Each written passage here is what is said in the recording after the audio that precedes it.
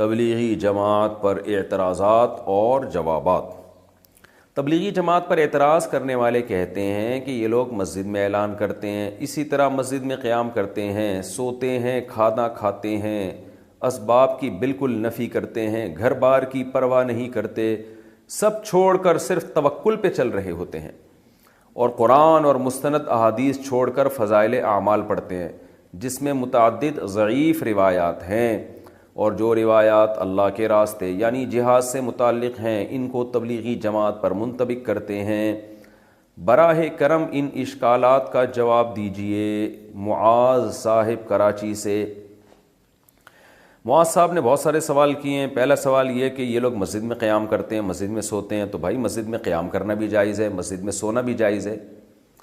حضرت علی رضی اللہ تعالیٰ عنہ مسجد میں ہی تو آرام فرما رہے تھے جب رسول اللہ صلی اللہ علیہ وسلم ان کے پاس گئے، تو مسجد نبوی کی مٹی آپ کے رخسار مبارک پہ لگ گئی تھی، تو اسی پہ نبی صلی اللہ علیہ وسلم نے ابو تراب سے آپ کو خطاب کیا ہے، مٹی والے۔ حضرت عمر نے ساری زندگی کے لیے اپنی کنیت ابو تراب ہی کر دی۔ تو ہاں، صرف سونے کے لیے مسجد میں جانا، گپے مارنے کے لیے مسجد میں جانا یہ ٹھیک نہیں ہے۔ تو تبلیغ والے گپے مارنے کے لیے تو نہیں جاتے نا، وہ تو دین کی تبلیغ کے لیے جاتے ہیں، تو جائز ہے، سونا بھی جائز ہے، قیام کرنا بھی جائز ہے، اعلان کرنا بھی۔ اعلان بھی کوئی بچوں کی گمشدگی کا اعلان تو نہیں کر رہے ہوتے کہ ایک بچہ نیلے رنگ کی لیکر اور پیلے رنگ کا بنیان پہنا ہوا ملا ہے، جن صاحب کا ہو آ کے لے جائیں، تو وہ تو دین کا اعلان کر رہے ہوتے ہیں، تو کوئی حرج نہیں ہے اس میں۔ رہا یہ مسئلہ کہ کھانا کھاتے ہیں، تو مسجد میں کھانا کھانا بھی جائز ہے، ناجائز ہونے کی کوئی دلیل نہیں ہے۔ ہاں، مسجد کے آداب کا خیال کر کے کھانا کھانا چاہیے۔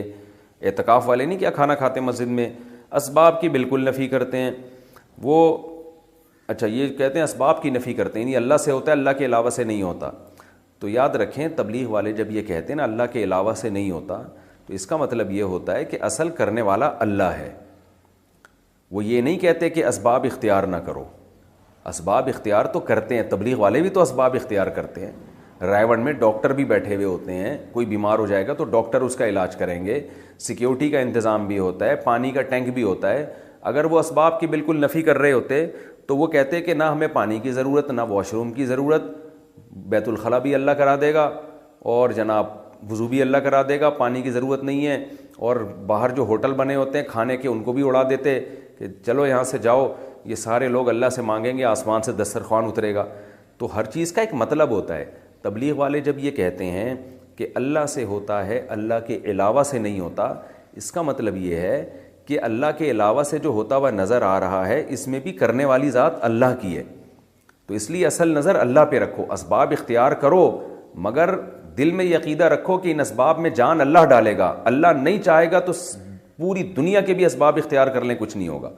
تو یہ اصل کانسیپٹ ہے تبلیغ جماعت والوں کا، اور یہ بالکل شریعت کے عین تقاضوں کے مطابق ہے۔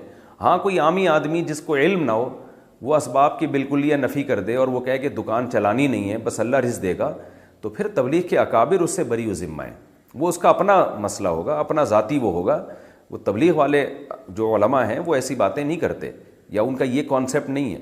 تو اسباب سے ہونے کا مطلب کیا ہے کہ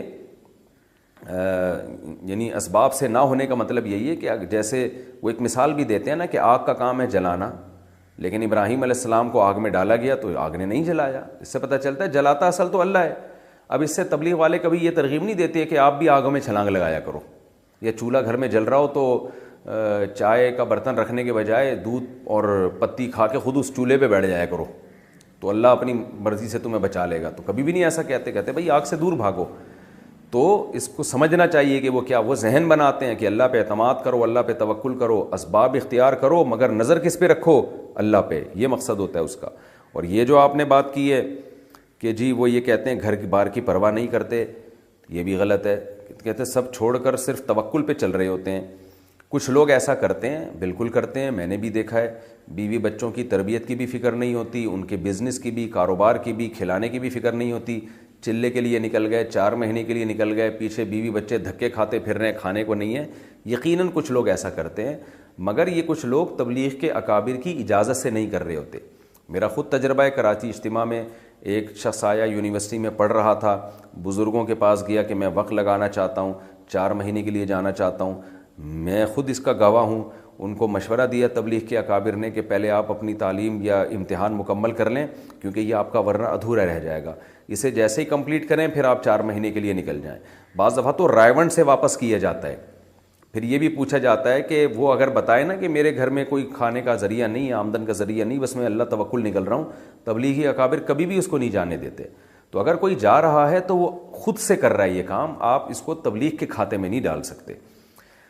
اچھا بھائی، اور یہ جو کہہ رہے ہیں کہ قرآن اور مستند احادیث کو چھوڑ کر فضائل اعمال پڑھتے ہیں جس میں متعدد ضعیف روایات ہیں، یہ بات بھی غلط ہے۔ فضائل اعمال میں زیادہ تر احادیث صحیح ہیں، ضعیف حدیثیں کم ہیں، اور جو ضعیف حدیثیں ہیں بھی تو وہ مسائل کے بارے میں نہیں ہیں، وہ فضائل کے بارے میں ہیں۔ بہت بڑے بڑے علماء محدثین گزرے ہیں جن کا یہ کانسیپٹ تھا کہ ایک عمل کی فضیلت اگر صحیح حدیث سے ثابت ہو تو اس کی فضیلت کو 4 چاند لگانے کے لیے ضعیف حدیث پیش کی جا سکتی ہے۔ یہ تو بہت زیادہ ہے، تبھی حدیث کی کتابوں میں صحیح حدیث کے ساتھ ضعیف حدیثیں بھی بھری ہوئی ہیں۔ تو وجہ اس کی یہی ہے کہ بھئی اس سے کوئی شرعی مسئلہ ثابت نہیں ہو رہا، فضائل اعمال مسائل کی کتاب تو ہے نہیں۔ تو یہ ان کا کانسیپٹ تھا کہ بھئی ایک چیز جیسے نماز کی فضیلت پر صحیح حدیثیں بہت ہیں، وہ صحیح حدیثیں بھی فضائل اعمال میں ہوں گی، کچھ ضعیف حدیثیں بھی ہوں گی، لیکن وہ ضعیف حدیثیں اسی صحیح حدیث کی تائید کر رہی ہوتی ہیں۔ تو اس لیے یہ ایک نعرہ پوری دنیا میں خام خواہ میں پھیلا دیا گیا ہے کہ فضائل اعمال میں من گھڑت قصے ہیں، فضائل اعمال میں ضعیف روایتیں ہیں۔ ایسا نہیں ہے، ضعیف روایتیں بھی ہیں لیکن بہت ساری صحیح روایتیں بھی ہیں، اور ان سے جو مضمون ثابت ہو رہا ہے وہ شریعت کے مطابق ہے۔ ہاں کچھ جگہیں ایسی ہیں جہاں مسائل ہیں اور اس میں ضعیف حدیث ہے، تو وہ غلط بات ہے، وہ پھر آپ علماء سے پوچھیں گے تو علماء آپ کو بتا دیں گے۔ تو ایسے تو دنیا میں کوئی بھی کتاب ایسی نہیں ہے جو نقص سے پاک ہو، صرف اللہ کی کتاب قرآن ہے جس میں کوئی عیب نہیں ہے، وہ ہر قسم کے نقص سے پاک ہے۔ باقی تو دنیا میں ہر کتاب میں کچھ نہ کچھ سقم پایا جاتا ہے، کوئی بھی کتاب لیں گے کچھ نہ کچھ سقم ہوگا اس کے اندر، تو اس لیے اس کو بیان کرنے میں کوئی حرج نہیں ہے۔ اب تک تبلیغی جماعت فضائل اعمال ہی پہ چل رہی ہے، تو ہم نے نہیں دیکھا تبلیغ والوں کے عقیدے خراب ہوئے ہوں، بلکہ تبلیغ والے جتنے توحید پرست ہوتے ہیں اتنے تو ہمیں دوسروں میں توحید نظر نہیں آتی۔ کبھی نہ قبروں پہ جاتے ہوئے دیکھیں گے آپ، نہ کبھی کسی قبر سے مانگتے ہوئے دیکھیں گے، اللہ پہ اعتماد اور توکل کرتے ہیں، تو یہ تو سارا فضائل اعمال کا نتیجہ ہے۔ ایک اور اعتراض فضائل اعمال پہ یہ کیا جاتا ہے کہ اس میں من گھڑت قصے ہیں، یہ بات بھی غلط ہے۔ من گھڑت کی ڈیفینیشن کیا ہے؟ من گھڑت کا مطلب یہ ہے کہ شیخ الحدیث مولانا زکریا رحمۃ اللہ علیہ اپنی طرف سے کوئی قصہ سنا دیں جو انہوں نے نہ خود اپنی آنکھوں سے دیکھا ہو اور نہ اس کی ان کے پاس کوئی سند ہو، اس کو من گھڑت کہتے ہیں۔ آپ نے کوئی قصہ سنایا، لوگ پوچھیں گے بھائی یہ قصہ من گھڑت ہے، آپ کہیں گے کیوں؟ وہ کہتا ہے آپ نے دیکھا اپنی آنکھوں سے؟ آپ کہیں نہیں، نہ میں نے تو دیکھا بھی نہیں۔ پھر کسی مستند آدمی سے سنا؟ نہیں جی، پھر ہم کہہ سکتے ہیں بھائی یہ من گھڑت ہے۔ لیکن آپ نے ایک واقعہ سنایا، اگلا کہہ رہا ہے من گھڑت ہے، آپ دلیل دے رہے ہو بھائی میں نے خود اپنی آنکھوں سے دیکھا ہے، تو اب من گھڑت کہاں سے ہو گیا؟ یا کسی قابل اعتماد آدمی کا حوالہ دیا کہ اس نے یہ واقعہ بیان کیا ہے، تو اب من گھڑت نہیں رہا۔ تو فضائل اعمال میں جتنے بھی کرامت کے واقعات ہیں، جتنے بھی اس طرح کے واقعات ہیں جو محیر العقول ہیں، وہ کرامت کے واقعات ہیں، تو فضائل اعمال میں نے جس کتاب سے لیا ہوتا ہے اس کتاب کا حوالہ دیا ہوتا ہے، اور وہ کتاب کے مصنف بڑے بڑے محدثین، بڑے بڑے مورخین ہیں، تو قابل اعتماد لوگوں کے حوالوں کے ساتھ وہ واقعات لکھے ہوئے ہیں، تو ان کو من گھڑت کس بیس پہ کہہ دیا آپ نے؟ تو اس لیے یہ الزام برائے الزام ہے، اس کی کوئی حقیقت نہیں ہے۔ ہاں یہ ضرور ہے کہ ویسے ہم چھوٹا منہ بڑی بات کرتے ہوئے کہ ہماری کیا حیثیت ہے، لیکن ہم میں کیا بعض بڑے علماء بھی ہم نے دیکھے ہیں، وہ تبلیغ کے اکابر کو ایک مشورہ دیتے ہیں کہ بھائی اب چونکہ کام پوری دنیا میں بہت زیادہ پھیل گیا ہے، بہت زیادہ پھیل گیا ہے، تو بین الاقوامی سطح پہ کام ہو رہا ہے، تو ایسی کتاب آنی چاہیے جو بالکل بے غبار ہو، جس میں ساری حدیثیں صحیح ہوں، اس میں ضعیف، کیونکہ جیسے جیسے کام بڑھتا ہے نا اس کا معیار بھی اسی حساب سے بڑھانا پڑتا ہے آپ کو۔ تو اس لیے ہمارا ایک مشورہ ہے کہ ریاض الصالحین ہونی چاہیے، کیونکہ ریاض الصالحین میں A to Z ساری حدیثیں صحیح ہیں، الا یہ کہ ایک آدھ روایت پر اس کے کلام کیا گیا ہے، لیکن وہ بھی کوئی یقینی طور پہ کلام نہیں ہے۔ تو اس لیے ریاض الصالحین جیسے کہ عربوں میں جماعت میں جو عرب لوگ نکلتے ہیں ان کے لیے ریاض الصالحین ہے، تو ریاض الصالحین ہوگی تو وہ اس سے کام زیادہ بڑھے گا۔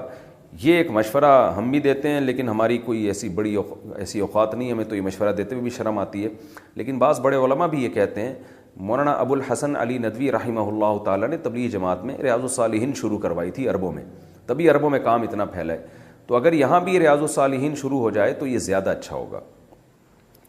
رہا یہ مسئلہ کہ جہاد والی روایتوں کو تبلیغ والے تبلیغ پہ فٹ کرتے ہیں، تو دیکھیں جہاد والی روایتوں کو جو تبلیغ والے تبلیغ پہ فٹ کرتے ہیں، تو اس طور پر اگر کوئی جہاد کی روایتوں کو فٹ کرے کہ جہاد کا جو 100% ثواب ہے وہ پورا تبلیغ میں نکلے گا، پھر تو یہ بات غلط ہے۔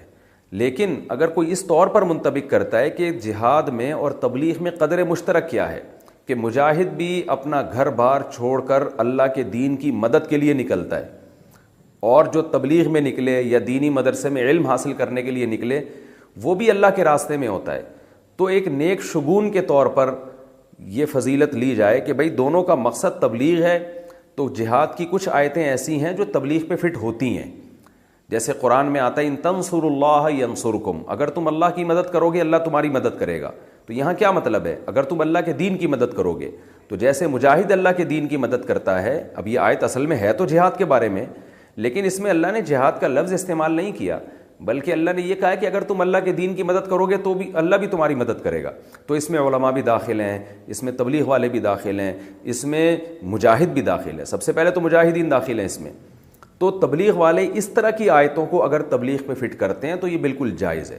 یا صحابہ کے واقعات کو کہ وہ دین کے لیے نکلے اور کیسا لڑے اللہ کی راہ میں، تو قربانی دی نا، تو جہاں بھی قربانی ہوگی وہاں وہ والی آیتیں فٹ کرنا جائز ہوگا۔